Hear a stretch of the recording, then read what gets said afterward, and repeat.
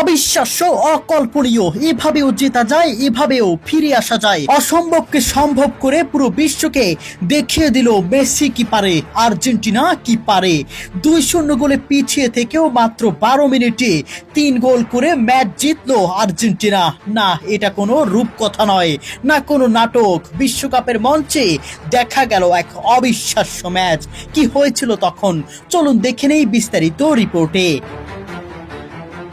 ম্যাচের শুরুটা ছিল সম্পূর্ণ মিশরের দখলে। আক্রমণের পর আক্রমণে আর্জেন্টিনার রক্ষণকে চাপে ফেলে তারা। 2 গোলের লিডও তুলে নিয়েছিল মোহাম্মদ সালারা। গ্যালারিতে তখন স্তব্ধতা, আর্জেন্টিনার সমর্থকদের চোখে মুখে হতাশা। মনে হচ্ছিল বিশ্ব চ্যাম্পিয়নদের বিশ্বকাপের যাত্রা বুঝি এখানেই শেষ হতে চলেছে। এই বুঝি বিদায় নিতে হলো বিশ্বকাপ থেকে। কিন্তু ফুটবলে শেষ বাঁশি বাজার আগে কিছুই শেষ নয়। আর মাঠে যদি থাকে লিওনেল মেসি, তাহলে অসম্ভব শব্দটির সংজ্ঞাই বদলে যেতে পারে।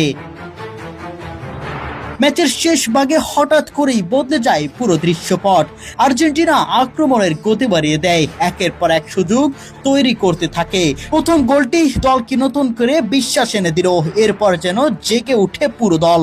মেসির নেতৃত্বে আর্জেন্টিনা ছাপিয়ে পড়ে সমতায় ফেরার লড়াইয়ে। মাত্র 12 মিনিটের ব্যবধানে আসে 3টি গোল। প্রথমে ব্যবধান কমানো, তারপর সমতায়, আর শেষ মুহূর্তে সেই অবিশ্বাস্য জয় সূচক গোল।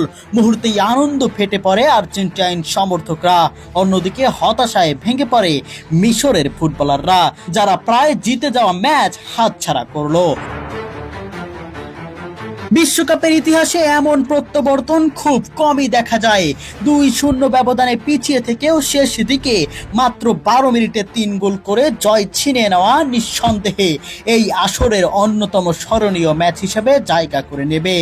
এই জয়ের মাধ্যমে আর্জেন্টিনা শুধু কোয়ার্টার ফাইনালের টিকিটই নিশ্চিত করেনি, বরং পুরো বিশ্বকে আবারও মনে করে দিয়েছে লড়াই শেষ না হওয়া পর্যন্ত আর্জেন্টিনাকে কখনোই শেষ ধরে নেওয়া যায় না।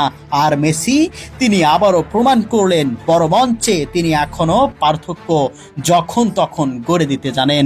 অবিশ্বাস্য এই প্রত্যাবর্তন এখন বিশ্বকাপের আলোচনার কেন্দ্রবিন্দু। ফুটবল প্রেমীরা বহুদিন মনে রাখবেন এই ম্যাচ, যেখানে 2-0 থেকে ফিরে এসে 3-2 ব্যবধানে জয় তুলে নিয়ে ইতিহাসের আরো একটি রোমাঞ্চকর অধ্যায় লেখলেন আর্জেন্টিনা।